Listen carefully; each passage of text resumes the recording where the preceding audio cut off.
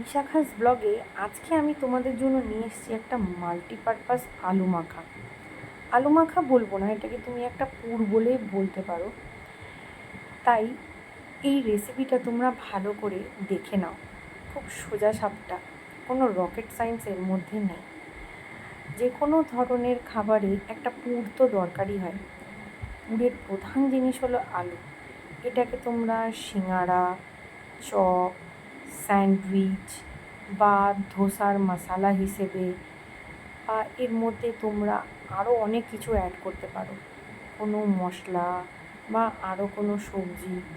তাহলে তোমরা পেয়ে যাবে একটা পারফেক্ট আলুর পুর।